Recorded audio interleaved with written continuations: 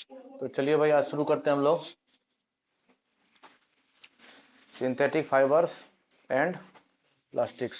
तो ये इसका हम लोग जो है एक क्लास कर लिए हैं जो पार्ट 1 था। आज इसका क्या हो जाएगा, पार्ट 2। ऐसा इसको हम लोग कुछ एक पार्ट्स में कोशिश करेंगे आज ही इसी पार्ट में ख़त्म कर दिया जाए, नहीं होगा तो नेक्स्ट पार्ट में ख़त्म कर लेंगे, ठीक है।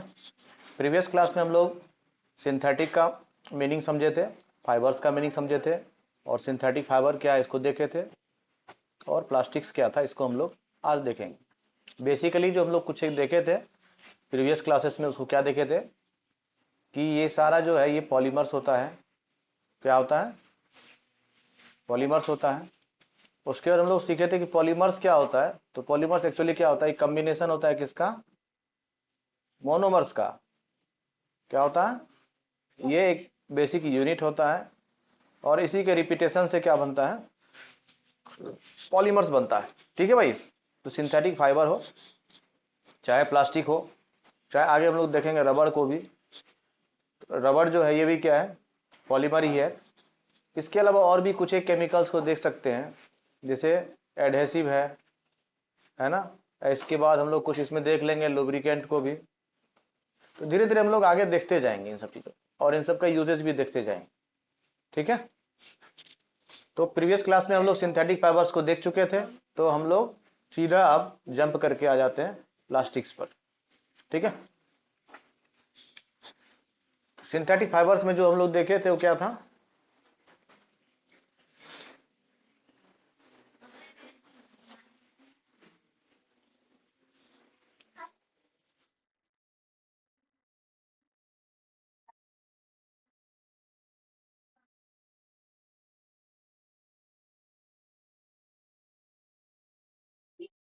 सिंथेटिक फाइबर में क्या क्या देखे थे हम लोग, रेयन देख लिए थे और उसके बाद नायलॉन हो गया था, पॉलिस्टर्स नहीं हुआ था ना, पॉलिस्टर्स पे थे हम लोग, हाँ सॉरी प्लास्टिक्स पर नहीं थे हम लोग, पॉलिस्टर्स पर था। तो पॉलिस्टर भी क्या है, एक सिंथेटिक फाइबर ही है। पॉलिस्टर क्या है, सिंथेटिक फाइबर ही है, ठीक है भाई। ये भी क्या है, सिंथेटिक फाइबर ही है। और ये कहाँ से ड्राइव होता है, पेट्रोलियम से ड्राइव होता है। कहाँ से ड्राइव होता है, पेट्रोलियम से। जैसे पीछे हम लोग एक सिंथेटिक फाइबर देखे थे, नायलॉन, है ना। नायलॉन का क्या क्या यूजेस था, नायलॉन का मेन यूज था रोप में। मेन यूज क्या था, रोप में। स्ट्रॉन्ग रोप बनता है इससे भाई, है ना। और उस रोप की खासियत क्या होती है, ट्रांसपेरेंट होता है ना। क्या होता है, ट्रांसपेरेंट होता है। इसके अलावा हाई टेंसाइल स्ट्रेंथ होता है। उसके बाद इजी टू वॉश होता है, और उसके बाद ड्यूरेबल होता है ना। ऐसा ये सब उसका प्रॉपर्टीज था। इसको हमेशा क्या करना है, दिमाग में रखना है, ठीक है भाई।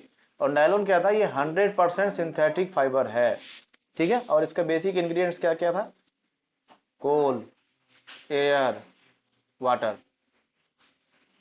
इसको भी याद रखना है कि भाई इसका बेसिक इंग्रेडिएंट्स क्या था। उसी तरह से पॉलिस्टर्स जो है इसका मेन इंग्रेडिएंट क्या है, पेट्रोलियम, ठीक है। और पॉलिस्टर जो है इसका टेक्सटाइल इंडस्ट्री में बहुत यूज है। किसमें यूज है, टेक्सटाइल बोले तो जो कपड़ा हम लोग यूज करते हैं, है ना, इसके इंडस्ट्री में इसका मेजर रोल है। और पॉलिस्टर्स जो है ये ब्लेंडिंग में भी काम आता है। किसमें काम आता है, ब्लेंडिंग है। ब्लेंडिंग मतलब, ब्लेंडिंग का मतलब होता है ये मिक्स किया जाता है किसके साथ, नेचुरल फाइबर्स के साथ। किसके साथ मिक्स किया जाता है, नेचुरल फाइबर के साथ, ठीक है भाई। नेचुरल फाइबर्स के साथ ब्लेंडिंग करके, ब्लेंडिंग माने मिक्सिंग, ब्लेंडिंग माने मिक्सिंग, ठीक है। ब्लेंड करना मतलब होता है ऐसे मिक्स कर देना बिल्कुल दोनों एक दूसरे में मिल गया और पता नहीं चल रहा है कि कौन कहाँ है, इसको ब्लेंडिंग बोलते हैं, ठीक है भाई। तो इस तरह का जब भी किसी फाइबर को मिक्स करते हैं तो उसको मिक्सिंग नहीं बोलते हैं, उसको हम लोग ब्लेंडिंग ही बोलते हैं, ठीक है।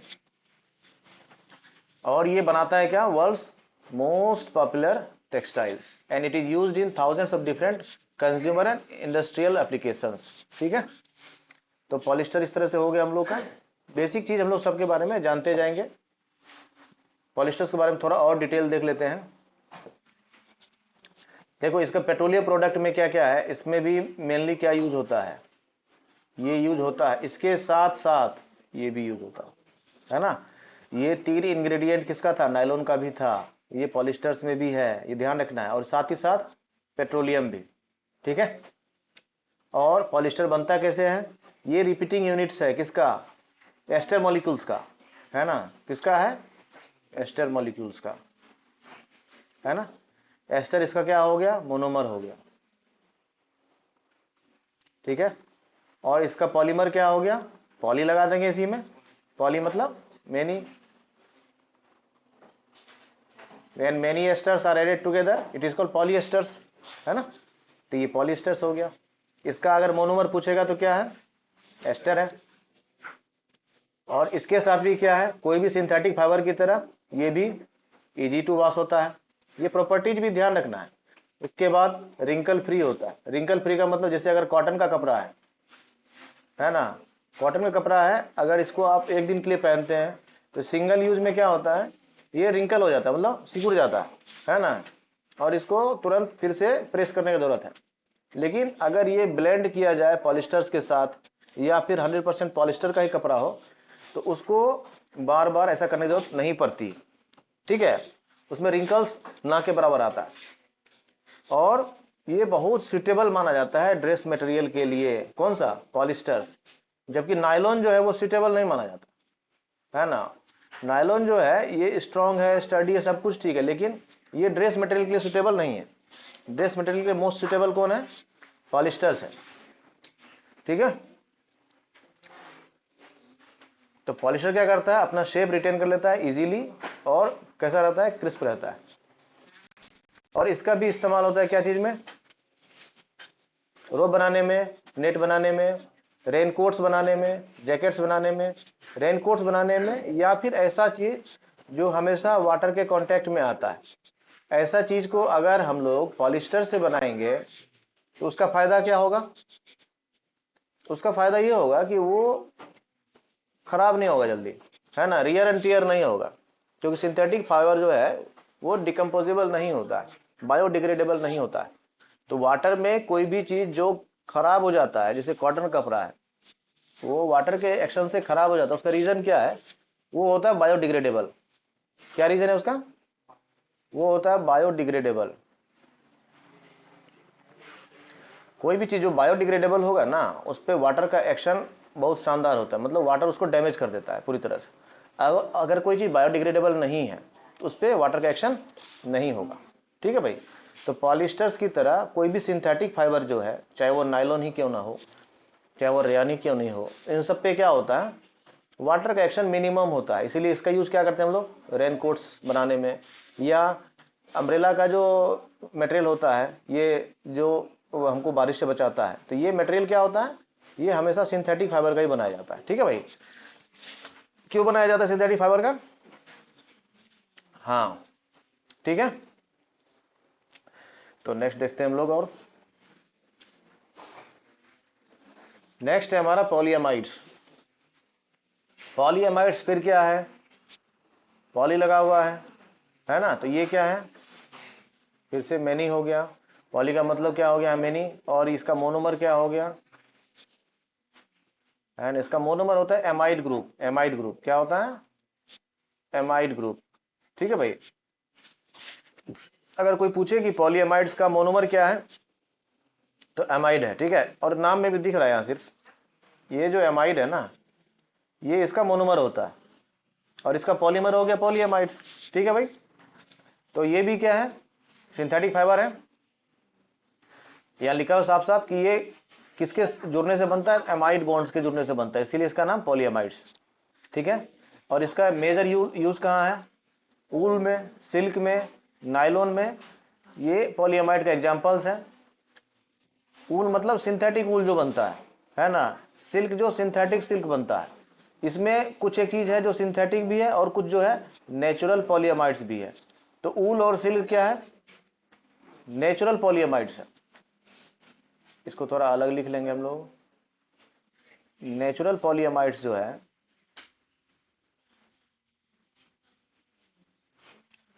नेचुरल पॉलीएमाइड्स जो है उसमें कौन आता है, ऊल आता है और सिल्क आता है।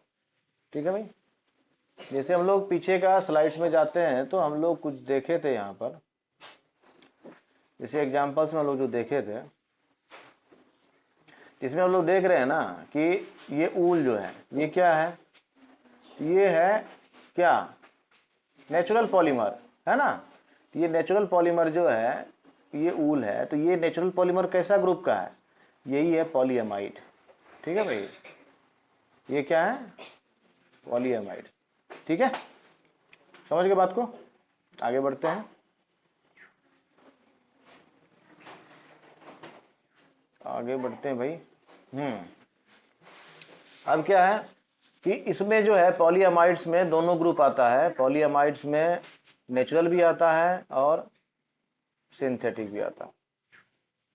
ठीक है, इसका सिंथेटिक ग्रुप अलग है और नेचुरल ग्रुप अलग है, जिसमें ध्यान देना है। जैसे ऊल और सिल्क याद रखना है, ये नेचुरल में आता है, इसके अलावा जो आता है सब सिंथेटिक में आता है। जैसे नायलॉन भी आता है, जैसे रेयान भी आता है, ये सब क्या हो गया, सिंथेटिक ग्रुप में आता है। ठीक है, अब इसमें क्या है, सिंथेटिक पॉलीएमाइड जो होता है वो थर्मोप्लास्टिक्स होता है। तो थर्मोप्लास्टिक को समझने के लिए हम लोग को थोड़ा प्लास्टिक को समझना पड़ेगा। तो अभी बेसिक बता देते हैं इसको हम लोग, आगे इसको प्लास्टिक वाले में हम लोग डिटेल से समझेंगे। एक्चुअली प्लास्टिक्स जो होता है ये भी पॉलीमर ही होता है। ठीक है भाई, प्लास्टिक भी पॉलीमर ही होता है, और प्लास्टिक जो है ये बनता है किससे, ये भी पेट्रोलियम प्रोडक्ट से बनता है। किससे बनता है, पेट्रोलियम प्रोडक्ट से बनता है। ठीक है, यूज किया जाता है इसी का इसमें। लेकिन जब हम लोग प्लास्टिक का स्टोरी पढ़ेंगे तो उसमें देखेंगे कि इनिशियली जो प्लास्टिक डिस्कवर हुआ था वो विदाउट पेट्रोलियम हुआ था, है ना।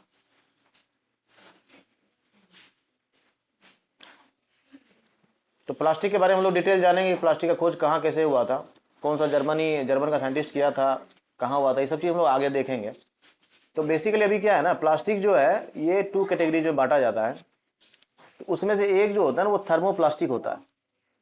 ठीक है भाई, तो ये थर्मोप्लास्टिक और एक थर्मोसेट होता है। थर्मोसेट प्लास्टिक और थर्मोप्लास्टिक्स में क्या अंतर है, इसको हम लोग आगे देखेंगे। बेसिकली अभी हम लोग इतना समझते हैं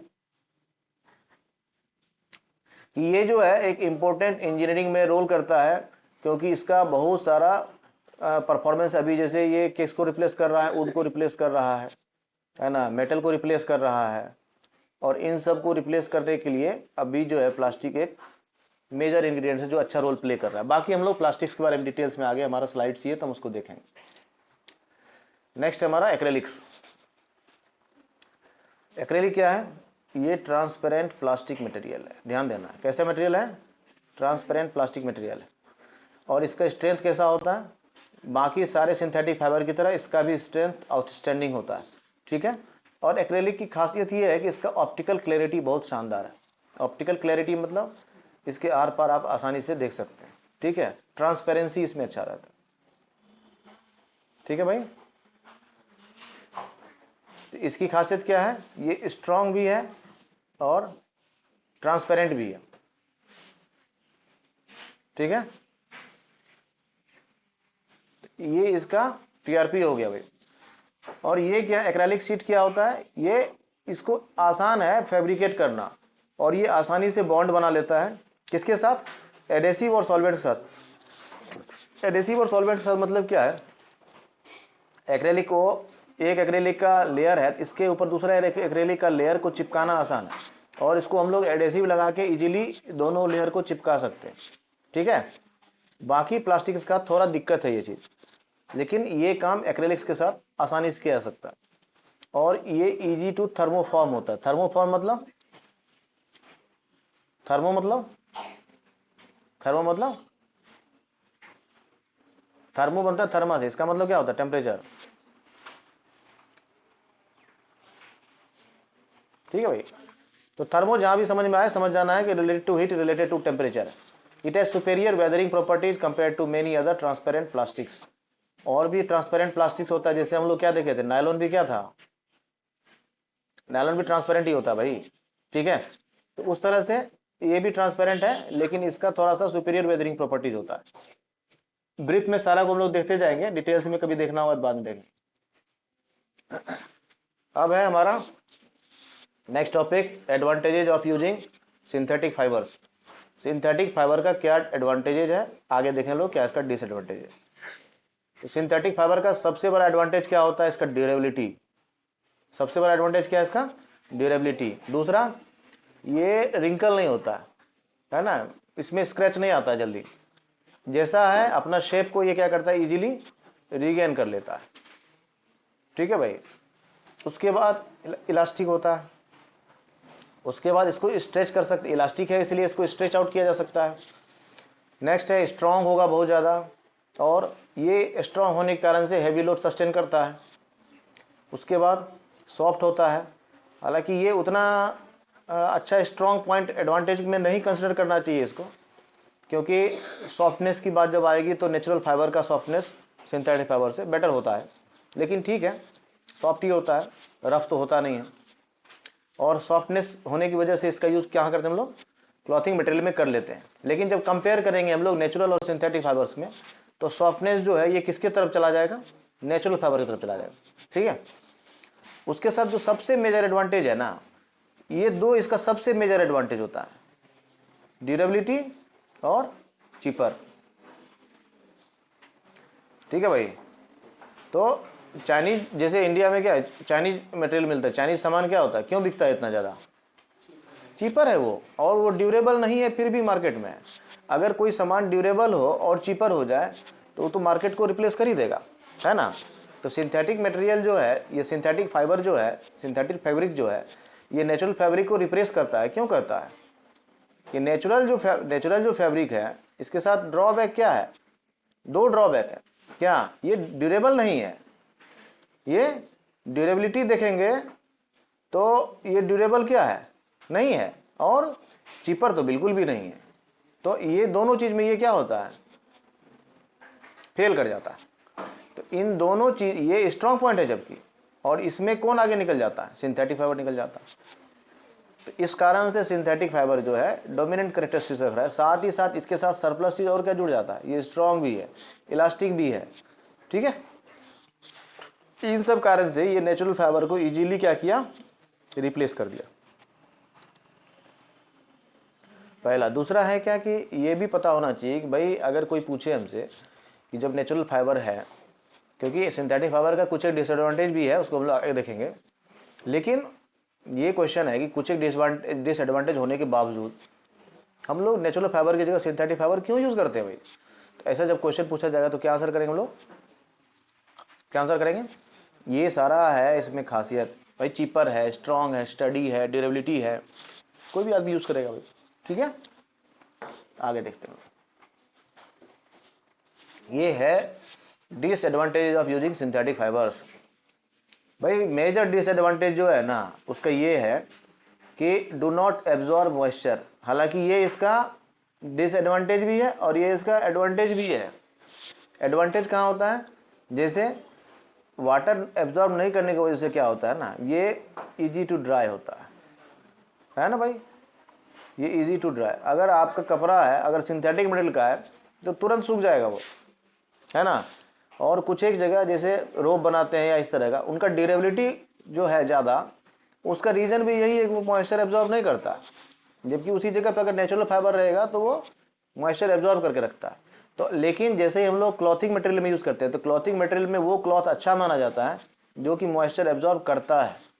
तो सिंथेटिक मटेरियल जो है वो जो मॉइस्चर को एब्जॉर्ब नहीं कर रहा है, इस कारण से वो एक अच्छा क्लॉथिंग मटेरियल नहीं माना जाता है, इस जगह पे ये लैग करता है।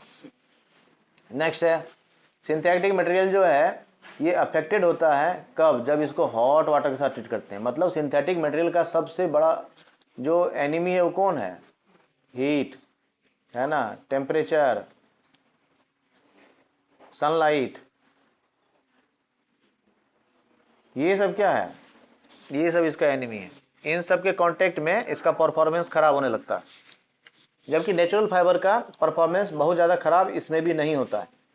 समझ गए? यदि कॉटन का कपड़ा है, उसको अगर हॉट वाटर में भी हम लोग अगर धो देते हैं, वॉश कर देते हैं उसमें, तो उसमें बहुत अंतर नहीं आने वाला है, वो अच्छे से वॉश हो जाता है।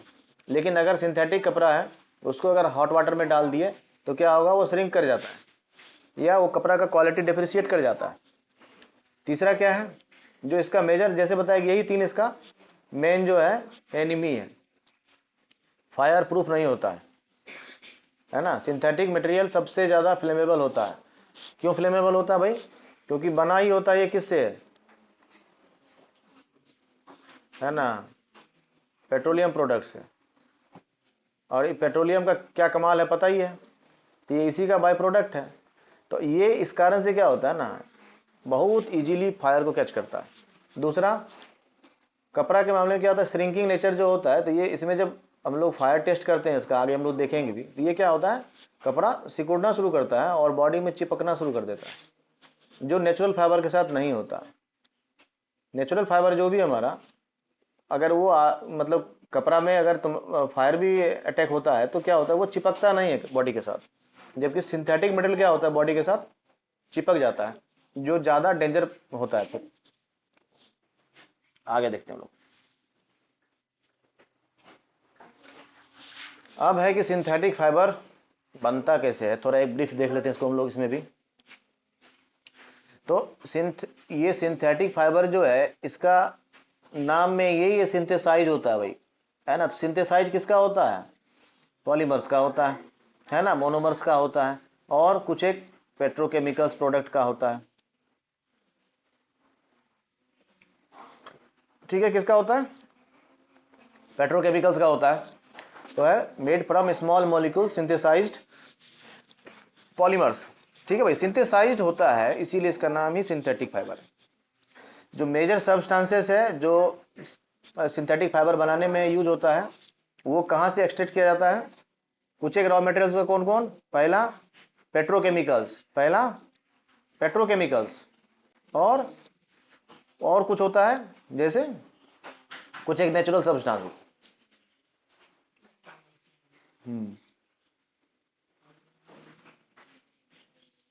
ठीक है,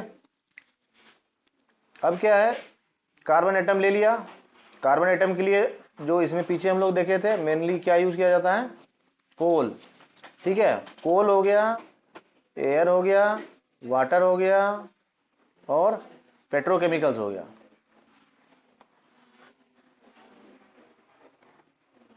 ये ध्यान रखना, ये इसका मेजर इंग्रेडिएंट्स है। ठीक है भाई, कौन मेजर इंग्रेडिएंट्स है, कोल, एयर, वाटर और पेट्रोकेमिकल्स। किसी भी सिंथेटिक मटेरियल्स को, सिंथेटिक फाइबर्स को, जो उसका मोनोमर से सिंथेसाइज करके हम लोग पॉलीमर्स बनाते हैं, एक्चुअली क्या है, पॉलीमर्स ही बनाते हैं, वो उसका मेजर इंग्रेडिएंट यही सब है। ठीक है, कहीं भी कुछ भी बनेगा, यही बनेगा। तो इससे बनने के कारण क्या होता है, वो क्या हो जाता है, चीपर हो जाता है। क्या हो जाता है, चीपर हो जाता है। नेक्स्ट देखते हैं, बेसिक यूज तो हम लोग देखे थे, हम लोग इंडिविजुअल एक एक फाइबर का यूज, फैब्रिक का यूज देख लिए थे। एज ए होल में देख लेते हैं सिंथेटिक फाइबर का क्या यूज है। तो सिंथेटिक फाइबर जो है, इसका मेन यूज क्या है, रूप इंडस्ट्री में, फिशिंग नेट्स में, सीट बेल्ट्स में, पीछे भी देखे थे हम लोग इसका। और उसके बाद कुछ हम लोग देखे थे इसका टेक्सटाइल इंडस्ट्री में भी काफी सारा यूज है। उसके बाद जो वाटर प्रूफ मटेरियल्स बनाने में, है ना, वाटर प्रूफिंग में इसका खूब इस्तेमाल होता है।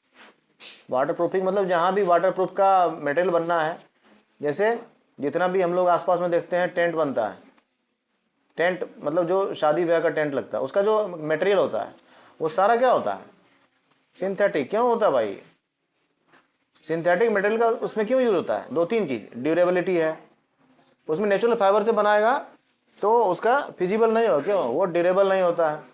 जैसे एटमॉस्फेयर में उसको एक्सपोजर मिलेगा नेचुरल फाइबर को, क्या होता है, डिकम्पोज होना शुरू हो जाता है। लेकिन डिकम्पोज होना शुरू हो जाता है मतलब क्या, अगर नेचुरल फाइबर है ना, तो नेचुरल फाइबर के साथ क्या है कि अगर उसको एटमॉस्फेयर में एक्सपोजर मिलेगा, मतलब उस पर एक्शन होगा किसका, वाटर का, एयर का। जैसे ही होगा, इस पे क्या होने लगता है, बैक्टीरियल इन्फेक्शन, फंगल इन्फेक्शन, ये शुरू हो जाता है कार्यक्रम उस पर। है ना, ये सब उसको डिकम्पोज करना शुरू कर देते हैं। इस कारण से उस पर बहुत सारा स्ट्रेंस आने लगता है, माइक्रो ऑर्गेनिजम्स का भी स्ट्रेंस आता है, और नॉर्मल हम लोग का जो ऑयल है, फैट है या डर्ट है, इसका भी स्ट्रेन इस पर ईजिली आ जाता है। इसीलिए टेंटिंग मटेरियल में जो कपड़ा यूज होता है उसका कैसा होता है, सारा का सारा सिंथेटिक 100%। 2-3 रीजन, पहला चीपर, जो सबसे इंपॉर्टेंट चीज है, दूसरा ड्यूरेबल, दोनों चीज मिल गया, और क्या चाहिए दूसरा, हाँ स्ट्रॉन्ग स्टडी होता है, तीसरा जो, अब वो टेंट कैसा होना चाहिए, वो लस्टरस होना चाहिए, शाइनी कलर होना चाहिए। तो ये क्या है, ये भी इसी में मिलता है। नेचुरल फाइबर का कोई साइन नहीं होता है, उसका कैसा कलर, डल होता है। कितना भी अच्छा प्रिंट कर देंगे, नेचुरल फाइबर अगर होगा उस पर अपियरेंस कैसा, डल अपियरेंस आता है। लेकिन वहीं पे अगर सिंथेटिक मटेरियल है तो उसका कैसा अपियरेंस होता है, शाइनी अपियरेंस होता है। तो टेंटिंग मटेरियल में सारा में ये इस्तेमाल होता है, जो हम लोग अभी एग्जाम्पल में नहीं लिखे थे, इसको ध्यान रखेंगे, यहाँ पे मेजर यूज है इसका, ठीक है। और जितना भी वाटर प्रूफिंग मटेरियल बनता है, चाहे वो अम्ब्रेला हो, चाहे रेनकोट बने, तो कहीं भी जो है वो सिंथेटिक फाइबर ही यूज होगा। एक्सटर्नल यूज के लिए जितना भी हम लोग यूज करते हैं, रोप यूज करते हैं, कुछ भी यूज करते हैं, उस जगह पे इसका कोई अल्टरनेटिव नहीं है, ठीक है। क्योंकि नेचुरल फाइबर इस जगह क्या होता है, ड्यूरेबल नहीं होता और कॉस्टली भी हो जाता है। आगे देखते हैं हम लोग। अब है मेजर टाइप्स सिंथेटिक फाइबर्स का, जो हम लोग पीछे भी देखे थे, तो इसको हम लोग एक बार देख लेते हैं। सिंथेटिक फाइबर जैसे है, रेयॉन है, नायलॉन है और एक्रेलिक है, ठीक है।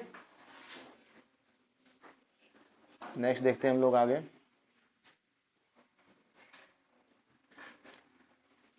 सिंथेटिक फाइबर का बेसिक कैरेक्टरिस्टिक देख रहे हैं, इसको हम लोग पीछे देख लिए थे, फिर भी एक बार रिकॉल कर लेते हैं। क्या है मेन चीज, वेरी ड्यूरेबल, है ना, और उसके बाद हैव अ हाई लस्टर और वेरी चीपर। ये इसका सबसे इंपॉर्टेंट फीचर्स में आता है भाई, है ना, ठीक है। और डोंट टर्न येलो, ये भी बहुत अच्छा है, इसका ग्लेज खत्म नहीं होता है। किसका, सिंथेटिक फाइबर का। जैसा उसका ब्राइटनेस है वैसा मेंटेन रहेगा। जबकि अगर आपका नेचुरल फाइबर है तो इसके साथ दिक्कत क्या है, नेचुरल फाइबर का कुछ ही दिन में क्या होता है, उस पर येलोइश होने लगता है। अगर व्हाइट है तो वो कैसा होने लगेगा, हाँ व्हाइट टर्न होने लगता है, किसमें, येलोइश में। जबकि सिंथेटिक फाइबर में ऐसा जनरली नहीं होता है। अब है एक चीज की, क्या ये बायोडिग्रेडेबल है, तो भाई ये बायोडिग्रेडेबल नहीं है, ठीक है, ये नॉन बायोडिग्रेडेबल है। और नॉन बायोडिग्रेडेबल होने के कारण ही ये क्या है, ड्यूरेबल है। अगर ये बायोडिग्रेडेबल होता तो ये ड्यूरेबल नहीं होता, ठीक है। नेचुरल फाइबर्स आर बायोडिग्रेडेबल, और बायोडिग्रेडेबल होने की वजह से क्या है, वो ड्यूरेबल नहीं है, ठीक है। और सिंथेटिक फाइबर क्या है, नॉन बायोडिग्रेडेबल है, नॉन बायोडिग्रेडेबल होने की वजह से काफी ड्यूरेबल होता है, ठीक है भाई। आगे बढ़ते हैं। नेक्स्ट है नेचुरल फाइबर्स। थोड़ा सा एक ब्रीफ इंट्रोडक्शन लेते हैं नेचुरल फाइबर्स के बारे में, उसके बाद हम लोग फिर आगे बढ़ जाए। नेचुरल फाइबर क्या है, ये एक रिन्यूएबल रिसोर्स है भाई।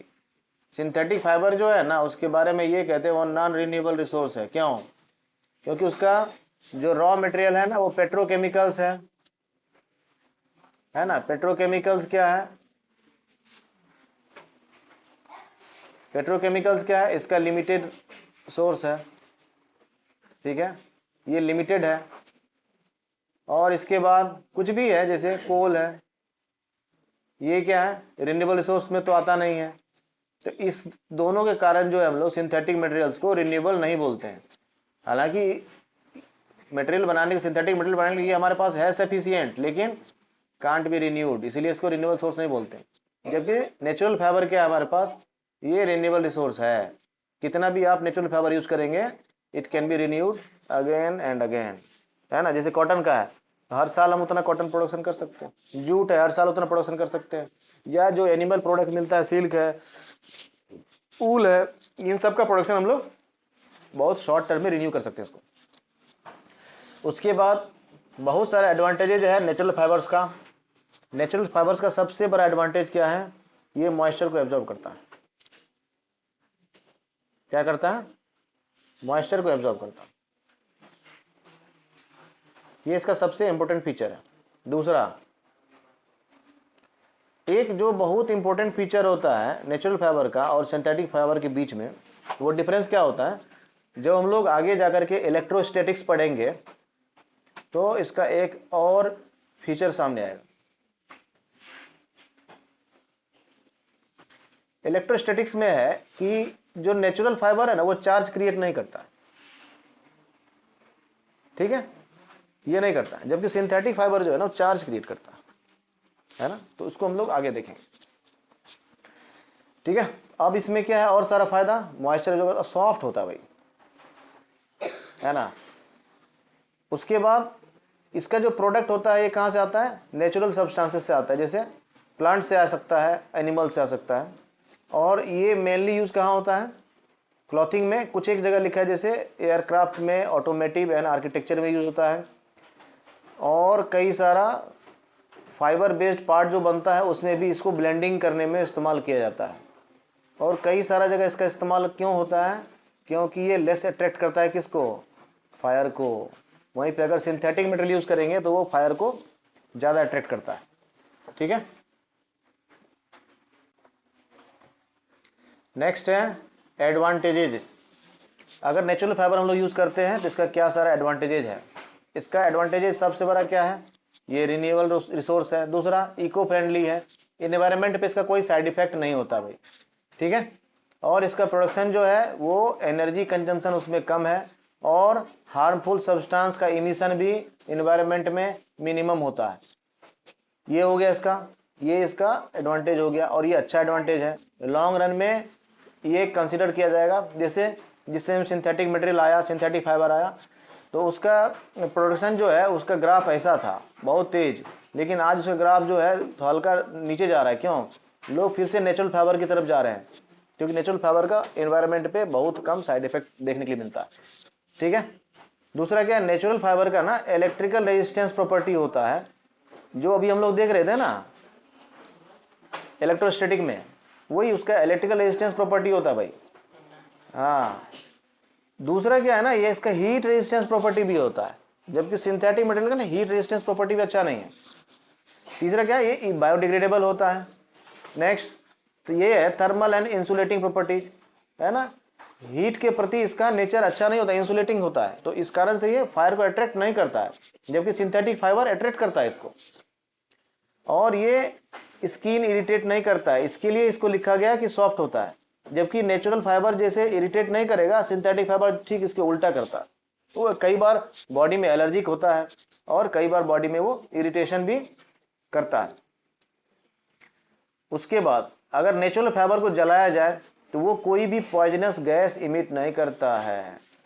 अगर नेचुरल फाइबर को जलाएंगे तो ज्यादा से ज्यादा CO2 करता है। CO2 कोई पॉइजनस गैस नहीं होता भाई। CO2 का एकमात्र साइड इफेक्ट होता है, ये ग्लोबल वार्मिंग को थोड़ा सा प्रमोट करता है। ये कोई ऐसा पॉइजनस गैस है ऐसा नहीं है, ठीक है। CO2 क्या है, ऐसा कोई पॉइजनस गैस नहीं है। उसके बाद एफोर्डेबल है ऐसा लिखते हैं, लेकिन एक्चुअली इससे ज्यादा एफोर्डेबल सिंथेटिक फाइबर है, लेकिन फिर भी हाँ, ये जैसे एफोर्डेबल है लेकिन मोर एक्सपेंसिव है, किससे, सिंथेटिक फाइबर इस जगह पे जो है ना अल्टीमेट काम करता है, दो जगह पे, ड्यूरेबिलिटी और प्राइस के मैटर में इसका कोई जोर नहीं है। बाकी सारा चीज पे हो सकता है कि नेचुरल फाइबर डोमिनेंस नेचर रखता हो, लेकिन इस जगह पे इसका कोई जोर नहीं, ठीक है। और ये वाइडली अवेलेबल होता है नेचर में, ये हाँ वाइडली अवेलेबल है, ये सही बात है, ठीक है भाई। आगे देखते हैं हम लोग डिसएडवांटेज देखते हैं नेचुरल फाइबर का। नेचुरल फाइबर का जो सबसे बड़ा डिसएडवांटेज है वो है इसका ड्यूरेबिलिटी, ये बिल्कुल भी ड्यूरेबल नहीं होता है।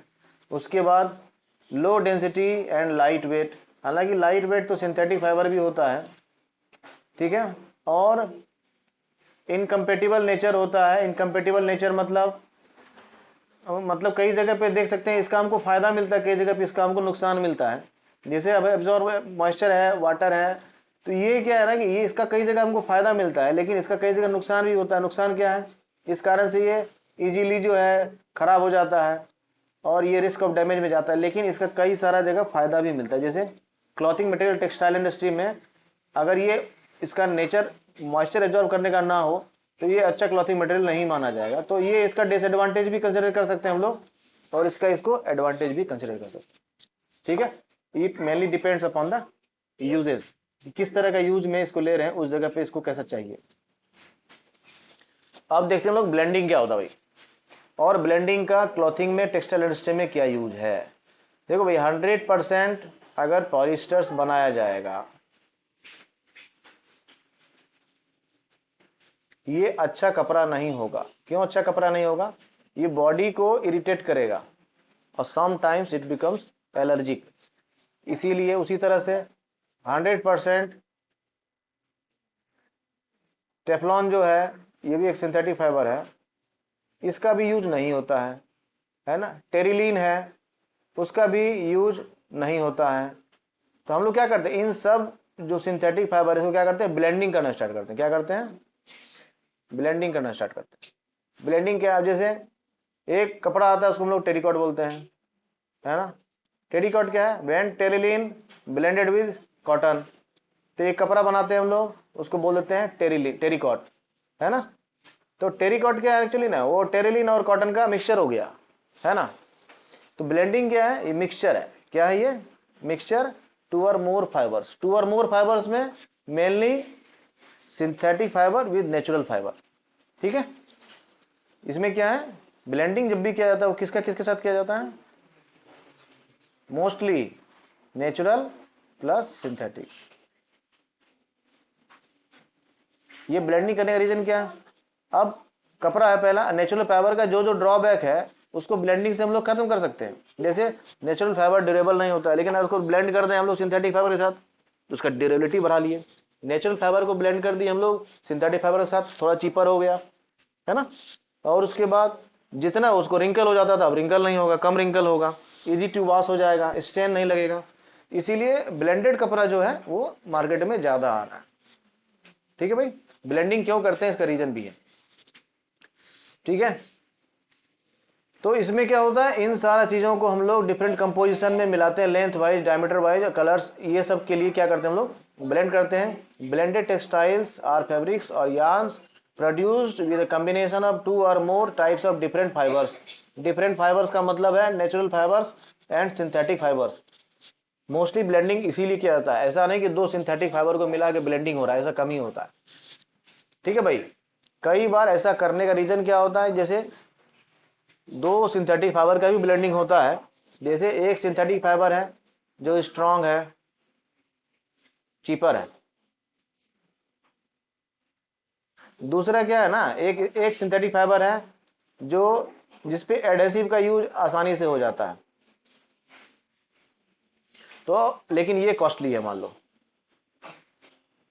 तो सॉरी, तो हम लोग इस जगह पे क्या करते हैं, हम लोग जो है ना इस, ये मान लो सिंथेटिक फाइबर है ए और ये सिंथेटिक फाइबर है बी। हमको एक ऐसा चाहिए सी जिसे जो कि थोड़ा स्ट्रांग भी हो, चीपर भी हो और उसमें एडेसिव प्रॉपर्टी भी आए। तो हम लोग क्या करेंगे, ए को और बी को ब्लेंड कर लेंगे, है ना, और सी बना लेंगे। अब सी में क्या होगा, ये तीनों प्रॉपर्टीज आ जाएगा, वो चीपर भी होगा, स्ट्रांग भी हो जाएगा और एडेसिव नेचर भी आ जाएगा उसमें। तो ऐसा करने के लिए कई बार हम लोग सिंथेटिक फाइबर्स का भी ब्लेंडिंग करते हैं, लेकिन मोस्टली जो ब्लेंडिंग किया जाता है वो नेचुरल का सिंथेटिक के साथ किया जाता है। क्यों किया जाता है समझ में आ ही गया, ताकि दोनों का ही प्रॉपर्टीज हमको मिल जाए, ठीक है। तो आगे देखते हैं हम लोग नेक्स्ट में आते हैं हम लोग प्लास्टिक्स। अब हम लोग देखेंगे प्लास्टिक्स क्या होता है भाई, प्लास्टिक क्या है।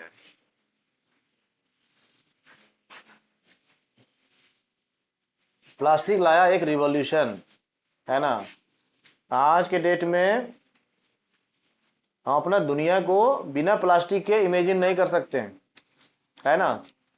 मॉर्निंग से लेकर के जो नाइट होता है हम लोगों का सोने से पहले तक, ये जितना है इसके बीच में यहां से शुरू होता है प्लास्टिक, यहां आके खत्म होता है प्लास्टिक, है ना। जैसे पहले लोग समझते थे कि लाइफ में सबसे डीपली कौन शामिल है, वुड, है ना। इस पे कई सारा गाना भी बना है, मतलब कई सारा कव्वाली भी है, देख तमाशा लकड़ी का, जीते लकड़ी मरते लकड़ी, ऐसा करके है एक। मतलब आपका बर्थ से लकड़ी का इस्तेमाल शुरू होता है और आपके डेथ बेड तक उसका यूज है। ऐसा लकड़ी के बारे में लोग बोलते थे पहले, लेकिन अभी वही गाना में अब लकड़ी को कौन रिप्लेस करेगा? प्लास्टिक। मॉर्निंग होता है हमारा, पहले लकड़ी इस्तेमाल होता था, मतलब हम लोग यूज करते थे टूथब्रश की जगह क्या इस्तेमाल करते थे, है ना, किसी न किसी वुड का इस्तेमाल करते थे, लकड़ी का दतमन के तौर पर। लेकिन अभी हमारा उस जगह को कौन रिप्लेस कर दिया भाई? प्लास्टिक रिप्लेस कर दिया, है ना। पहले बिल्डिंग मटेरियल क्या था? लकड़ी था, नहीं था। अभी बिल्डिंग मटेरियल में प्लास्टिक आ रहा है, बहुत सारा है ना। सारा पाइप्स क्या चीज का बन रहा है? प्लास्टिक का बन रहा है। रूफिंग मटेरियल क्या चीज का बन रहा है? प्लास्टिक का बन रहा है, नहीं बन रहा है? तो बिल्डिंग मटेरियल को भी रिप्लेस कर रहा है ये। कई सारे सुबह जितना अभी देखो खाने के लिए पहले लकड़ी का कुछ था, कुछ मेटल का बर्तन था, अभी सबको कौन रिप्लेस कर रहा है? हाँ, बाथरूम जाओ प्लास्टिक, नल टेप प्लास्टिक, पाइपलाइन प्लास्टिक। पहले पाइपलाइन मेटल का बनता था भाई, लोहा का ज्यादा पाइपलाइन यूज होता था। अभी हर जगह प्लास्टिक प्लास्टिक प्लास्टिक। तुम्हारे लाइफ में कैसा है? मतलब लकड़ी इतना डीप रूटेड नहीं था हमारे लाइफ पे जितना ज्यादा प्लास्टिक है। ठीक है, बाकी इसको देखते रहेंगे तो और ज्यादा मिलेगा। तो ये हुआ कहानी प्लास्टिक का। अब प्लास्टिक क्या है इसको हम लोग थोड़ा सा इसको साइंटिफिकली समझेंगे भी। तो ये क्या है? सिंथेटिक और सेमी सिंथेटिक मटेरियल है। और क्या है? ये भी पॉलीमर है। ये ध्यान देना है, प्लास्टिक भी क्या है? पॉलीमर है। ठीक है, ये ध्यान देना है। और ये इसका मेन इंग्रेडिएंट होता है। ठीक है, अब इसमें एक वर्ड आता है प्लास्टिसिटी। देखना भाई, दो वर्ड आता है, एक आता है इलास्टिसिटी,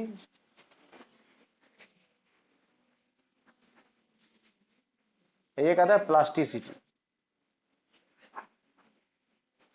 तो पता करना है कि ये दोनों वर्ड का क्या मतलब है ना। इलास्टिसिटी क्या होता है और प्लास्टिसिटी क्या होता है, चलिए आएगा देखते हैं।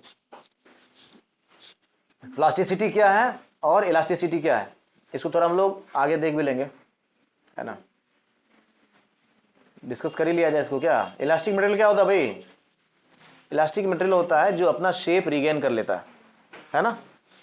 हाँ, जिसमें भी ऐसा प्रॉपर्टी होता है उसको हम लोग इलास्टिक मटेरियल बोलते हैं। जैसे जैसे रबर है, रबर को ऐसे इतना बड़ा रबर है, इसको स्ट्रेच करके इतना बड़ा कर लो और इसको फिर इसको छोड़ दो, ये क्या करता है? फिर अपना शेप रिगेन कर लेता है ऐसा। हाँ, है ना, रिगेन जो करता है शेप को, इस तरह का जिसमें भी प्रॉपर्टीज होता है उसको हम लोग क्या बोलते हैं? इलास्टिसिटी बोलते हैं। उसी तरह से प्लास्टिसिटी एक टर्म आया। प्लास्टिसिटी टर्म आया कब? प्लास्टिक की खोज के बाद। प्लास्टिसिटी का क्या प्रॉपर्टी होता है? प्लास्टिसिटी का मेन प्रॉपर्टी क्या होता है? इसको हम लोग रीडिजाइन कर सकते हैं, रीमोल्ड कर सकते हैं अगेन एंड अगेन, है ना। एक प्लास्टिक ले लिया हम, अभी उसे क्या किए हम लोग? चेयर बना लिए, है ना। फिर क्या हुआ? उसको मेल्ट कर लिए, रिमोल्ड करके उसको फिर टेबल बना लिए, है ना। फिर क्या किए? इसको रिमोल्ड करके बकेट बना लिए। इस तरह का जो नेचर होता है ना, इसको क्या बोला गया? इसको प्लास्टिसिटी बोला गया। ये बाद में ये टर्म एग्जिस्टेंस में आया था प्लास्टिक के खोज होने के बाद। ठीक है भाई, इसको क्या, इस तरह का जिसमें भी नेचर होगा उसको क्या बोलते हैं? प्लास्टिसिटी। और मजेदार बात है क्या कि ये सारा नेचर सिर्फ प्लास्टिक में होता है ना। इसीलिए प्लास्टिसिटी एक डेडिकेटेड टर्म है जो प्लास्टिक्स के लिए ही यूज होता है।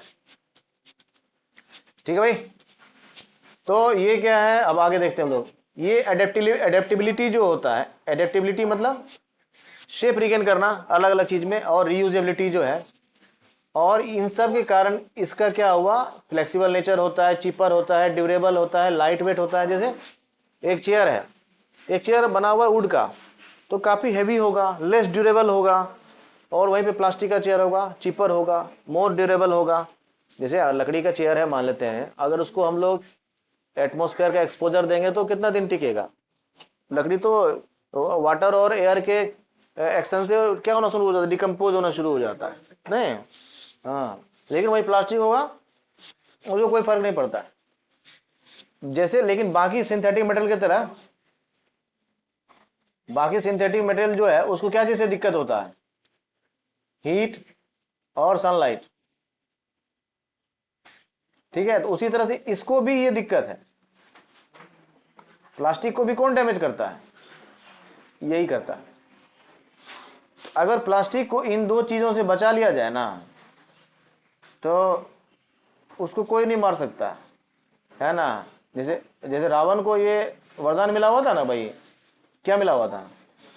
हाँ, उसका नाभि में अगर कोई बाण आएगा, लगेगा मतलब, तो तभी उसको मृत्यु प्राप्त होगा, अदरवाइज नहीं होगा। उसी तरह से ये ऐसा रावण है सिंथेटिक मटेरियल जिसका नाभि क्या है, यही है, हीट और सनलाइट। अगर इसमें अटैक होगा, इसका अटैक होगा, तभी वो नष्ट होगा, अदरवाइज वो रावण से भी ज्यादा फिर ड्यूरेबल है। ठीक है भाई, आगे बढ़ते हैं।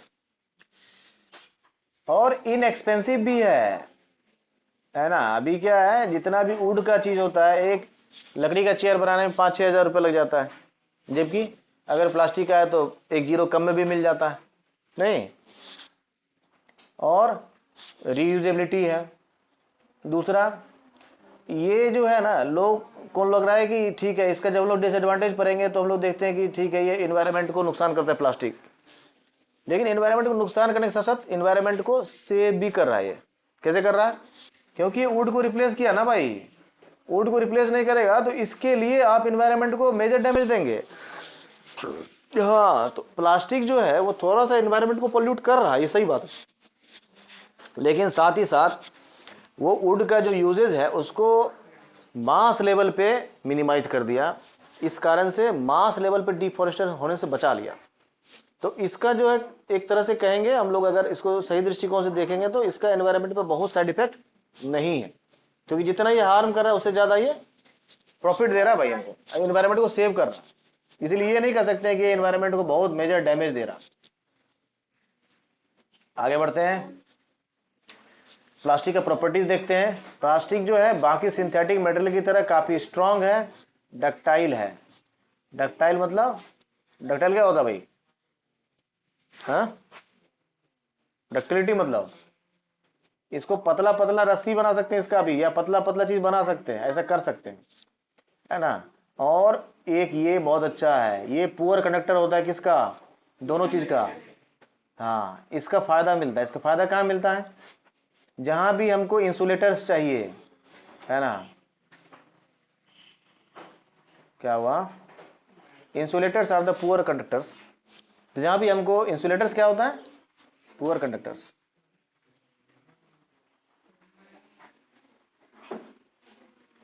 इंसुलेटर्स क्या होता है?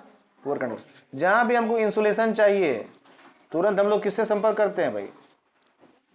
है ना। या फिर देखो, जैसे एग्जांपल देते हैं इसका, जैसे एग्जांपल है, जैसे हम लोग कुकर है, कुकर का हैंडल देखते हैं। कुकर के हैंडल में क्या लगा रहता है? प्लास्टिक बना लगा रहता है। आगे हम लोग थोड़ा डिटेल देखेंगे कि प्लास्टिक जो है वो दो कैटेगरी में बांटा गया आगे जाकर के। तो एक जगह, जैसे अभी घर का स्विच सॉकेट है, वो क्या चीज का बना होता है? प्लास्टिक का बना होता है ना। तो वो क्या है? इंसुलेटिंग प्रॉपर्टी की वजह से बना होता है।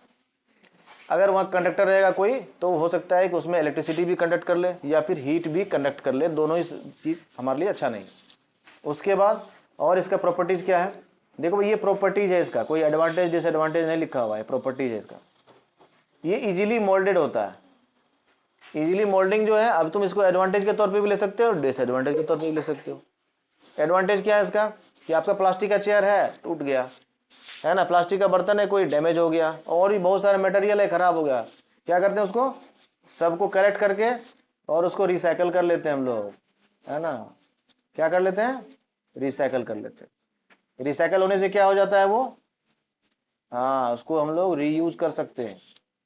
ठीक है भाई। तो ये इसका एडवांटेज हो गया। और ये एडवांटेज कहाँ से आया उसका? ये प्रॉपर्टी से आया, प्लास्टिसिटी की वजह से आया। प्लास्टिक का एक प्रॉपर्टी है ना, प्लास्टिसिटी। प्लास्टिसिटी की वजह से क्या होता है? वो रिसाइकल्ड हो जाता है। रिसाइकल्ड होने से रीयूजेबल हो जाता है। और इसके कारण एक नुकसान होता है। क्या नुकसान होता है उसका? प्लास्टिसिटी की वजह से। अब चेयर है किसी के पास, मान लेते हैं आसपास में कहीं आपके पास रखा हुआ है, तो वो चेयर क्या होगा उसका, है ना। अब एक पैर भी उसका अगर मान लेते हैं फायर के कांटेक्ट में आ गया, हो गया। अब 3 पैर का चेयर पे तो कोई बैठेगा नहीं, तो वो चेयर उसका वेस्ट हो जाता है और उसको आप रिपेयर नहीं कर सकते हैं, है ना। इस जगह पे ये क्या होता है? नॉन रिपेयरेबल होता है। ठीक है भाई। लेकिन उसी जगह पे अगर हर जगह कुछ ना कुछ एडवांटेज डिसएडवांटेज होता है। जैसे अगर किसी के पास वुड का चेयर है मान लो, और उसका एक लेग जो है वो डैमेज हो जाता है, तो वो क्या होगा, रिपेयरेबल है, उसको रिपेयर कर सकते। लेकिन अगर आपके पास प्लास्टिक का चेयर है तो उसका एक लेग अगर डैमेज हो जाता है तो वो नॉन रिपेयरेबल होता है, वो टोटल वेस्ट हो गया आपका। तो कई सारा जगह इसका एडवांटेज मिलता है, कई सारा जगह इसका डिसएडवांटेज मिलता है, ठीक है। उस लेकिन तीसरा फायदा क्या है, रेसिस्ट करोजन। अगर किसी पास मेटल का चेयर है तो क्या होगा, अगर वो बाहर रखते हैं रस्टिंग शुरू हो जाएगा, रस्टिंग शुरू हो जाएगा, कुछ दिन में डैमेज हो जाएगा।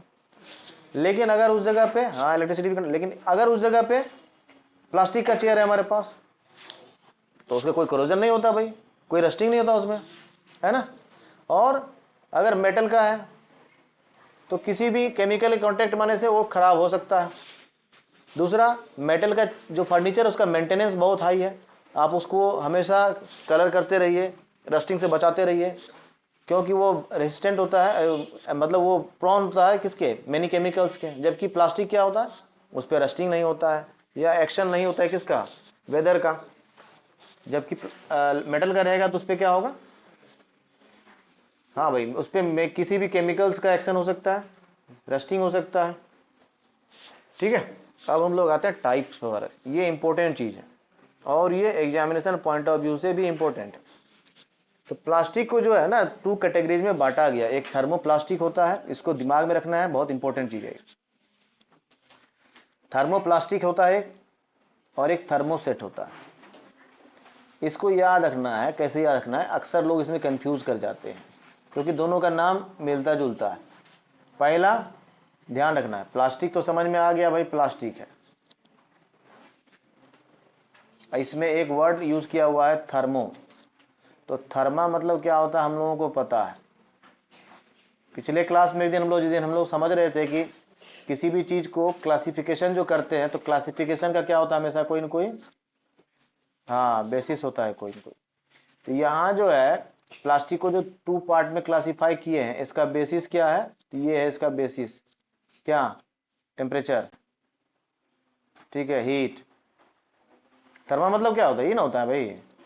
तो प्लास्टिक को सबसे पहले तो थर्मोप्लास्टिक चाहे थर्मोसेट जो भी है, इसका मतलब है इसका मोल्डिंग नेचर जो होता है, मोल्ड किसको किससे करते हैं, इसको हीट से करते हैं, है ना। तो इसका मोल्डिंग नेचर के बेसिस पर इसको थर्मोप्लास्टिक और थर्मोसेट में क्लासिफाई किया गया। तो मोल्डिंग किससे होगा, टेम्परेचर से होगा, हीट से होगा, ठीक है। तो इसको याद रखने के लिए क्या करते हैं हम लोग, यहां देखो एक वर्ड है सेट। सेट का मतलब क्या होता है, ये याद रखना, ठीक है। एक है नॉर्मल प्लास्टिक जिसको थर्मोप्लास्टिक बोलते हैं, और एक है थर्मोसेट, ठीक है, इसको थर्मोसेट प्लास्टिक बोलते हैं, ठीक है भाई। एक है थर्मोप्लास्टिक, थर्मोसेट प्लास्टिक, एक है थर्मोप्लास्टिक, ठीक है भाई। थर्मोप्लास्टिक जो है ना उस पे क्या है कि इसका एक्शन बार बार होगा, इसका एक्शन माना, इसका एक्शन बार बार होगा, रिपीटेड एक्शन हो सकता है।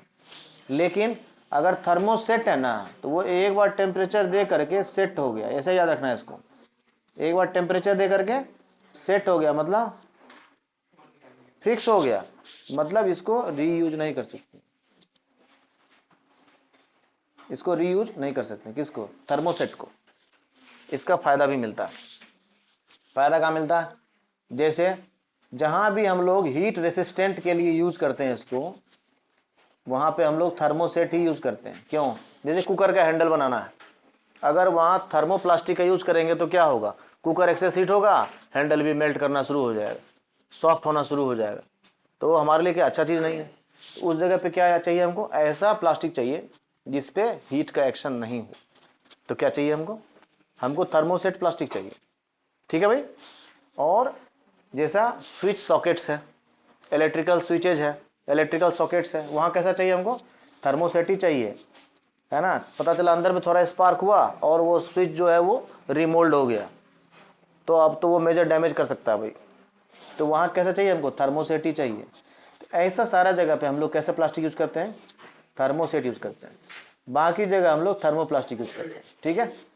समझ गए? दोनों में अंतर, कंफ्यूजन भी नहीं होगा। जहां सेट है उसका मतलब याद रखना है फिक्स, मतलब एक बार टेम्परेचर डाले उसको फिक्स कर दिए, रीयूज नहीं होगा। ठीक है। अब जो प्लास्टिक डिफॉर्म हो जाता है इजीली, डिफॉर्म मतलब जिसको रिमोल्ड कर सकते हैं, एक्शन किसका एक्शन से? हीट से, by the action of heat.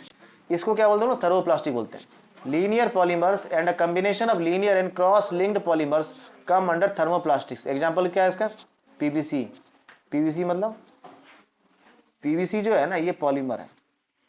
ठीक है भाई, पीवीसी का फुल फॉर्म होता है पॉली विनाइल क्लोराइड।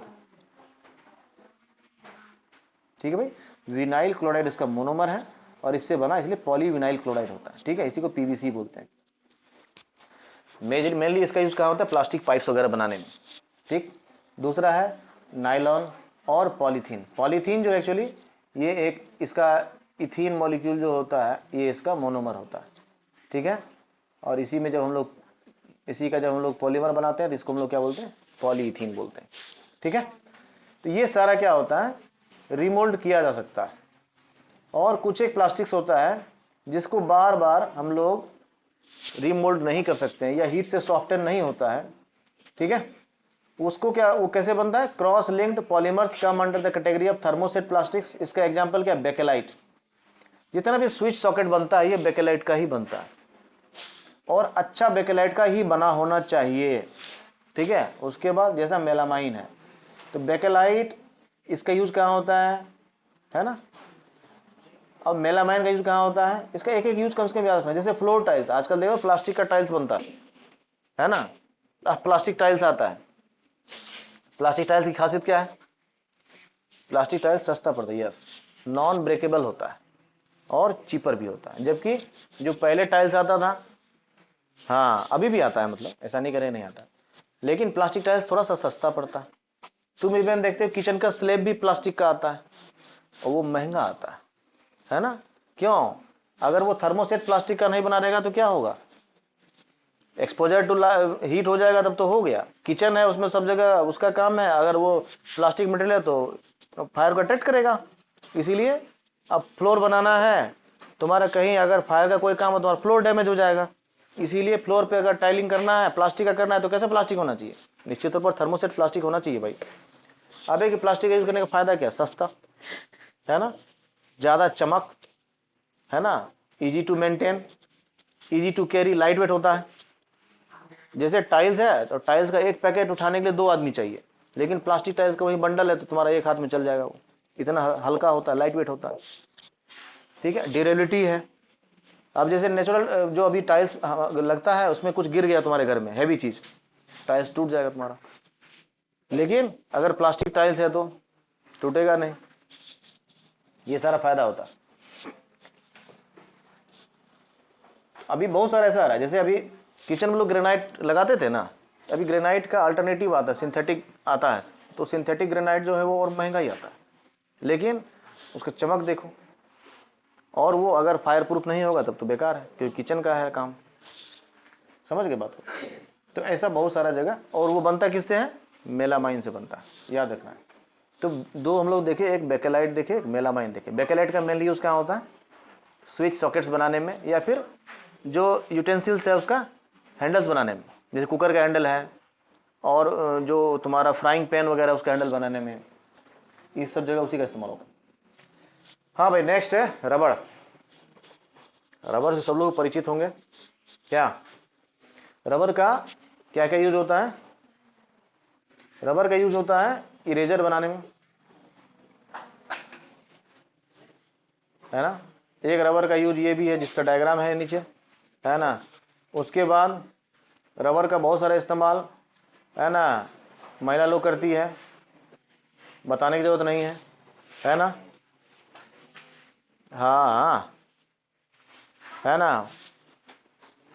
नहीं, उनका हेयर ड्रेसिंग वाला बहुत सारा मटेरियल इसी से बनता है। ठीक है, तो रबर का बढ़िया कंज्यूमर है ये लोग, है ना। चलिए भाई, जोक्स अपार्ट। हाँ, तो एक इरेजर हो गया, और ये बाकी रबर मटेरियल जो भी है उसमें इस्तेमाल होता है। और एक जगह होता है एक इस्तेमाल होता है ये, हाँ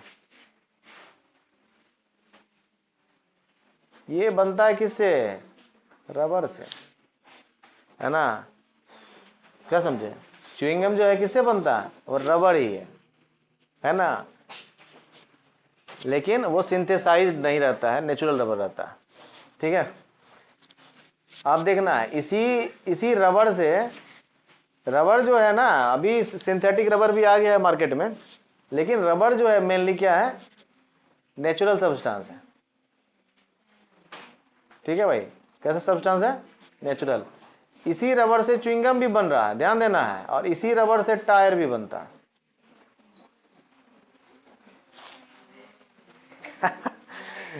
ठीक है भाई, सेम इसी रबर से टायर बन रहा है और इसी रबर से, तो अब ये मतलब तो फिर टायर का टुकड़ा ही चबाने लगना है ना। तो भाई टायर जो बनता है ना, उसकी इलास्टिसिटी जो है उसको घटाई जाती है। रबर जो है उसका क्या होता है, इलास्टिसिटी बहुत ज़्यादा होता है, और रबर में क्या होता है, आगे हम लोग थोड़ा सा देख लेंगे इसको। रबर का एक लेयर है मान लो ये, तो रबर का एक लेयर और रबर का दूसरा लेयर के बीच में जो है ना, कोई लिंक नहीं होता। ठीक है, इसके बीच में कोई लिंक नहीं होता। इस कारण से जो है ना, अगर नेचुरल रबर का टायर बना दिया जाए, तो अगर अभी जो हम लोग सिंथेसाइज्ड रबर यूज़ करते हैं, जिसका टायर अगर मान लेते हैं किसी गाड़ी में 1 ईयर जा रहा है, अगर वो टायर सिंथेसाइज्ड ना हो, नेचुरल रबर का बना दिया जाए, तो 1 मंथ भी नहीं जाएगा। ठीक है, क्यों, क्योंकि जो नेचुरल रबर होता है, मैं बताया कि उसका लेयर में कोई, हाँ बॉन्डिंग नहीं होता, इसको बॉन्ड बोलते हैं। हाँ, कोई भी इनमें बॉन्ड नहीं होता है, जिसके कारण से लेयर जो है एक दूसरे के ऊपर स्लिप कर जाता है आसानी, जिस कारण से वो घिस जाता है। और इसी का यूज करते हैं हम लोग, इस प्रॉपर्टी का यूज करते हैं हम लोग किस में, इरेजर में। और इसी प्रॉपर्टी का हम लोग यूज करते हैं लिखने में भी। किससे किससे यूज करते हैं लिखने में, ग्रेफाइट से जब लिखते हैं भाई, है ना। ग्रेफाइट जो है ना, जब हम लोग ग्रेफाइट को पढ़ेंगे,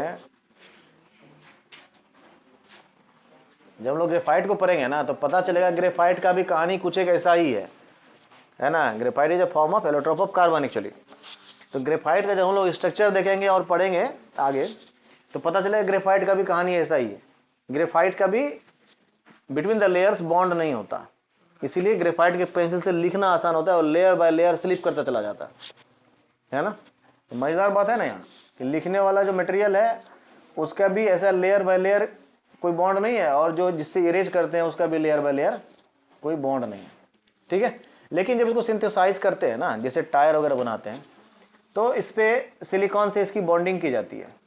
ठीक है भाई, तो सिलिकॉन से बॉन्डिंग होने के बाद क्या होता है, टायर जो है वो स्ट्रांग और स्टडी हो जाता है, उसका सॉफ्टनेस खत्म हो जाता है। ठीक, जिस कारण से उसका क्या होता है, ड्यूरेबिलिटी बढ़ जाता है। टायर क्या हो गया उसके बाद, ड्यूरेबल हो गया। अगर ये नहीं किया जाएगा तो टायर ड्यूरेबल नहीं रहेगा। तो कई सारा जगह वो करना जरूरी है, कई सारा जगह उसको सॉफ्ट रखना जरूरी है। तो एज पर द रिक्वायरमेंट हम लोग ऐसा काम करते हैं। जो मेन इंग्रेडिएंट होता है नेचुरल रबर का, उसको हम लोग क्या बोलते हैं, नेचुरल रबर का जो मेन इंग्रेडिएंट होता है, इसको लेटेक्स बोलते हैं। क्या बोलते हैं, इसको याद रखना, उसको बोलते हैं लेटेक्स। ठीक है भाई, ये क्या होता है, एक मिल्की लिक्विड होता है, और ये कहाँ होता है, ये होता है जो रबर का प्लांट होता है उसमें, रबर प्रोड्यूसिंग प्लांट्स में, है ना। आगे हम लोग देखेंगे रबर प्रोड्यूसिंग प्लांट कैसा होता है, कैसे रबर प्लांट में क्या किया, उसका स्टेम जो है, हाँ उसमें ऐसा कट लगा के, और यहाँ पे ही एक वेसल लगा दिया जाता है, और उसमें रबर को, लेटेक्स को कलेक्ट किया जाता है। ठीक है, आगे फिर उसको सिंथेसाइज करके रबर बना लिया जाता है। ठीक, कितना स्पीसीज है रबर प्लांट का, 20,000 है, लेकिन इसमें से क्या किया जाता है, लगभग इतना जो है इसमें अच्छा लेटेक्स मिलता है, सही मात्रा में मिलता है और गुड क्वालिटी का मिलता है, तो इसको ज़्यादातर रबर के प्रोडक्शन के लिए इस्तेमाल किया जाता है। ठीक है भाई, और रबर का प्रोडक्शन, नेचुरल रबर का इंडिया में पर्याप्त होता है। ठीक, आगे बढ़ते हैं। आगे है लिब्रिकेंट्स। लिब्रिकेंट क्या होता है भाई, लिब्रिकेंट होता है ऐसा सारा जगह जहां पे कोई भी टू पार्ट्स जो है मशीनरी का वो आपस में कांटेक्ट में आ रहा है और उसके बीच में जनरेट हो रहा है क्या, फ्रिक्शन। उसके कांटेक्ट में आने से क्या हो रहा है, फ्रिक्शन जनरेट हो रहा है, और फ्रिक्शन के कारण क्या जनरेट हो रहा है, हीट, और फिर हीट जनरेट होने के कारण क्या हो रहा है, रियर एंड टियर हो रहा है।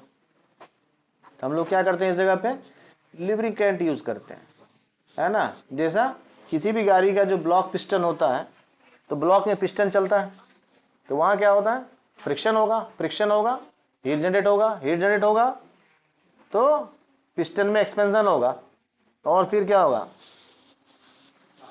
सारा कहानी खत्म हो जाएगा। तो वो नहीं हो, इसके लिए हम लोग क्या करते हैं, वहां पे लिब्रिकेंट यूज करते हैं भाई। इसीलिए उसको क्या बोलते हैं हम लोग, इंजन ऑयल बोलते हैं। मोबिल जो होता है, हाँ, तो मोबिल जो होता है ये इंजन ऑयल हो गया, या ग्रीस जो होता है, ये सब क्या है, ये पेट्रोलियम प्रोडक्ट है भाई, ध्यान देना है। और इसका इस्तेमाल किस में होता है, टू रिड्यूस द फ्रिक्शन। ऐसा सारा material that is use to reduce the friction are categorised under lubricants. वो सारा का सारा क्या भाई, लिब्रिकेंट्स ही है।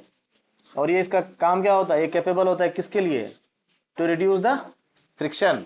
और फ्रिक्शन क्यों रिड्यूस करना है, ताकि हीट जनरेट ना हो, है ना। भाई दो मटेरियल होता है, एक होता है लिब्रिकेंट्स और एक होता है, ये क्या होता है, जहां हीट जनरेट होने से बचाते हैं हम लोग, उसको हीट को जो मिनिमाइज करता है, क्या बोलते हैं उसको, जल्दी डिस्कस किया था एक दिन, चलो याद करो उसको। चलिए भाई देखिए, ठीक है। तो ये क्या करता है, लिब्रिकेंट, लिब्रिकेंट एक्चुअली दोनों पार्ट्स के बीच में एक फिल्म का काम करता है ना। और ये क्या करता है, इन दोनों पार्ट के बीच के फ्रिक्शन को कर देता है खत्म, और ये स्मूथली एक दूसरे के ऊपर अब रोटेट कर सकते हैं, ठीक है। रनिंग मटेरियल जहां भी है, रनिंग पार्ट्स जो भी है, मोस्टली हम लोग मशीनरी में जहां भी रनिंग पार्ट्स हैं उस जगह पे लिब्रिकेंट्स का यूज करते हैं, to reduce the wear and tear, ठीक है, और to reduce the heat generation, इसके लिए यूज करते हैं। किसका, चलिए भाई क्वेश्चन है यहाँ पे, एक है तो लुब्रिकेंट, लुब्रिकेंट काम करता है, ये रिड्यूस करता है किसको, हीट जनरेशन को। और एक और सब्सटेंस होता है, चलो अभी का क्वेश्चन है ये, एक और सब्सटेंस होता है वो जनरेटेड हीट पर काम करता है। किस पे काम करता है वो, जनरेटेड हीट पर काम करता है। नो, इंजन ऑयल भी लुब्रिकेंट है। एक काम करता है जो हीट जनरेट हो चुका है उसको रिड्यूस करने के लिए, एक होता है हीट जनरेशन ना हो इसको रोकने के लिए, है ना। एक काम करता है जनरेशन को ही रोकता है वो, ये जनरेशन को काम करता है, हाँ? बताओ क्या होता, हाँ। तो एक होता है, दोनों चीजें, एक होता है जनरेटेड हीट, जब हीट जनरेट हो चुका है उसको कम करना है, उसके लिए अलग सब्सटेंस यूज होता है। एक होता है हीट जनरेशन में ही ध्यान देना है कि जनरेट ही ना हो, तो जब जनरेट ही ना हो इस पर काम करना है तो हम लोग लुब्रिकेंट यूज करते हैं। जब हीट ऑलरेडी जनरेट हो चुका है तो उस जगह पर क्या यूज करेंगे, कूलेंट यूज करते हैं। क्या यूज करते हैं, कूलेंट यूज करते हैं,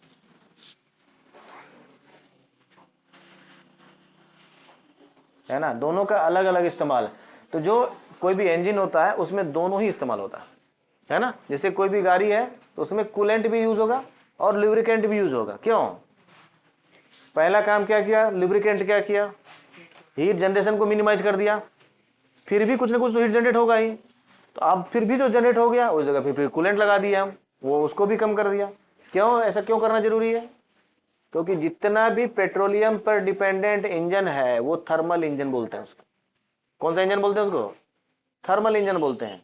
वो टेम्परेचर बहुत ज्यादा हीट जनरेट करेगा ही करेगा क्योंकि थर्मल इंजन है। जो भी पेट्रोल या डीजल व्हीकल है ना, उसका मोस्ट ऑफ द एनर्जी कहाँ जाता है, गाड़ी को रन कराने में, जी नहीं, उसका ज्यादातर एनर्जी टेम्परेचर जनरेट करता है और वो वेस्ट जाता है, हीट जनरेट करता है और वेस्ट चला जाता है। यानी एक गाड़ी जो है उसमें अगर हम पेट्रोल कंज्यूम कर रहे हैं या डीजल कंज्यूम कर रहे हैं, ऐसा नहीं कि उसको हम पूरा यूटिलाइज कर पा रहे हैं आज भी, नहीं कर पा रहे हैं। थर्मल इंजन जितना भी है उसका मोस्ट ऑफ द एनर्जी आज के डेट में भी क्या होता है, वेस्ट जाता है, और बहुत कम पार्ट, स्मॉल पार्ट ही हम लोग क्या करते हैं उस एनर्जी को यूज करते हैं। यूज करने का मतलब गाड़ी चलाने में यूज करते हैं। जो उस मतलब जो फ्यूल का जो एनर्जी है वो मैकेनिकल एनर्जी में कन्वर्ट हो रहा है ना भाई, तभी तो गाड़ी चल रही है। तो जो मैकेनिकल एनर्जी में कन्वर्जन है ना उसका, वो बहुत स्मॉल पार्ट है। मेजर पार्ट किधर जा रहा है, हीट एनर्जी में, क्योंकि एनर्जी कन्वर्जन होता है ना, एनर्जी ट्रांसफॉर्मेशन हो रहा है ना वहां पर। तो फ्यूल जो जल रहा है तो वहां एनर्जी ट्रांसफॉर्मेशन हो रहा है। एनर्जी जो अगर उसका मैक्सिमम ट्रांसफॉर्मेशन मैकेनिकल एनर्जी में हो जाए और थर्मल एनर्जी में ना, ऐसा टेक्नोलॉजी हमारे पास नहीं है। लेकिन अगर ऐसा टेक्नोलॉजी हमारे पास हो कि हम जो है फ्यूल एनर्जी जो अभी है उसको केमिकल एनर्जी तुम बोल लो, पेट्रोकेमिकल्स में जो भी एनर्जी हो रहा है उसको अगर हम लोग यूज कर लें मैक्सिमम किस में, मैकेनिकल एनर्जी में, तो ये अपने आप में बहुत बड़ा रिवॉल्यूशन हो जाएगा। क्यों रिवॉल्यूशन हो जाएगा? दो रीजन से। पहला, तुम्हारी गाड़ी का माइलेज एनॉर्मसली एक्सटेंड करेगा, पहला। दूसरा, उसका कारण से कॉस्ट मिनिमाइज हो जाएगा। तीसरा, तुम्हारा जो आज व्हीकल्स का रियर एंड टेयर होता है वो मोस्टली होता है टेम्परेचर की वजह से, हीट की वजह से, और उसमें 100 ऐसा पार्ट्स लगा रहता है, इसी काम के लिए लगा रहता है, to minimise the temperature, to minimise the heat production, और to minimise the produced heat, है ना, इसी में लगा रहता है। तो अगर हमारे पास ऐसा टेक्नोलॉजी आ जाए कि हम उसका हीट जनरेशन को रोक सकें और उसको मैकेनिकल एनर्जी में कन्वर्ट कर सकें, बहुत बड़ी बात हो जाएगी। जो गाड़ी आज तुम्हारा 10 का माइलेज दे रही है वो 100 का माइलेज देने लगेगी। ये तो मिनिमम बता रहा हूँ, इससे भी ज़्यादा हो सकता है ना। तो एक इसलिए करने के लिए बहुत कुछ है। कहीं भी आदमी अगर अपना बुद्धि लगाता है, टेक्नोलॉजी लगाता है, तो वो कहीं एडवांस होके पहुंच जाएगा। ऐसा नहीं कि वो सैचुरेटेड है। लेकिन अब चांसेस कम है ऐसा होने का। क्यों चांसेस कम है भाई? क्यों चांसेस कम है, कौन बताएगा? क्यों चांसेस कम है भाई? ऐसा चांसेस कम इसलिए है क्योंकि अब इलेक्ट्रिक व्हीकल्स, हाँ, जैसे ही क्या, necessity is the mother of invention. क्योंकि अब नेसेसिटी नहीं है, प्लान बी का क्या हो गया, इलेक्ट्रिक व्हीकल्स हो गया। जब इलेक्ट्रिक व्हीकल्स पे लोग दिमाग लगाने लगा, अगर यही चीपर अवेलेबल हो जाएगा तो उसमें कौन दिमाग लगाने जाएगा फिर? ठीक है, तो एक ब्रीफ वीडियो है, उसको हम लोग देख लेते हैं फिर से, है ना। उसके बाद हम लोग कहानी समाप्त करेंगे।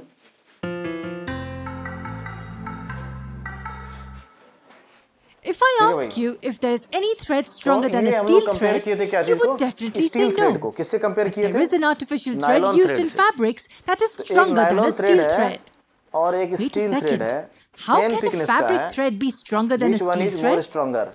Let's find out. तो इसमें जब A ऐसा miraculous fiber एक्सपेरिमेंट known किया by the जाता name है तो nylon एक्सपेरिमेंट is करने के बाद what क्या we पता are चलता है? referring to. हाँ, एकदम Yes, beyond it is the imagination वाला fiber that रिजल्ट is आता है। used in लगता है देखने several से क्या कि जो applications, हमारा मेटल right का from फाइबर making होगा clothes निश्चित तौर पर to वो ज्यादा making स्ट्रांग durable होगा, ropes for trekking, लेकिन and has always been nylon in जैसे कि great demand. बहुत ज्यादा Nylon इलास्टिसिटी is है। the इतनी first ever elasticity metal fiber में नहीं that होती is है जितनी completely इलास्टिसिटी synthetic. किसमें है, नायलॉन में। Unlike ऐसा नहीं rayon कि that तुम uses मेटल का cellulose कपड़ा as बना करके starting पहन लोगे, material, है nylon ना। employs या coal, मेटल का मोटा water, मोटा and तुम अगर air. रोप बना लिए हो तो But वो how उसको इजीली exactly आप did फोल्ड कर nylon सकते come हैं, into मोड़ सकते हैं, रख existence? सकते हैं। ऐसा भी It नहीं। was after World War लेकिन I नायलॉन that जो an है उस जगह American पे क्या company है, रिवॉल्यूशन started ला दिया। research for making various ज्यादा fabrics किससे that were मजबूत हो गया? strong, elastic, and durable. Steel से, A है ना, Harvard और professor named light Wallace weight भी है। Carothers, along with his नहीं, team, was जैसे successful in 50 मीटर का inventing a रोप है हमारे polymer पास that was और highly उतना ही थिकनेस elastic, का 50 very मीटर का strong, मेटल का रोप and है, at the same तो time तुम्हारे अकेले का extremely बस नहीं है कि तुम durable. उठा लोगे उसको। This was लेकिन synthesized नायलॉन रोप है तो using आराम से उसको basic उठा के चल सकते components हैं, like है coal, ना। water, बहुत जगह and इसका air. इस्तेमाल है। So, कहीं can you भी guess जैसे हम what this लोग fiber could be? जानवर वगैरह Yes, में it रोप का was यूज करते हैं। nylon. क्या ये संभव है? उस जगह पे However, उतना there मोटा were मोटा several लंबा लंबा चेन लगाए modifications हम। made later to this piece of chain he work. Alternative है ना, उतना मोटा Nylon was just direct the लोहा तो first लगा नहीं सकते, synthetic उसमें लोहा तो fiber मुड़ेगा ही produced, नहीं। as it तो उसका did not विकल्प है use मेटल any केस में, आप natural उसका raw material रिंग like बना बना के plant चेन or बना animal लीजिए, parts. है ना, उससे Can you फ्लेक्सिबल हो guess जाएगा what वो, the first फिर भी संभव application नहीं। of nylon ठीक was? है भाई, It was हाँ used for उसका। making तो toothbrush इसलिए आज की डेट bristles. में क्या है, नायलॉन में कोई However, alternative later it was widely नहीं है। used for making ropes used for ठीक है, climbing बाकी mountains हम लोग डिटेल and में देख ही also. लिए हैं, तो आज की वीडियो में हम लोग इतना ही रखते हैं। ठीक है भाई, तो बाकी काम हम लोग करेंगे नेक्स्ट वीडियो में। ठीक है भाई, तो इसको हम लोग यहीं पे क्या मानते हैं, हाँ इसको हम लोग यहीं पे मानते हैं कि खत्म हो गया। ठीक है।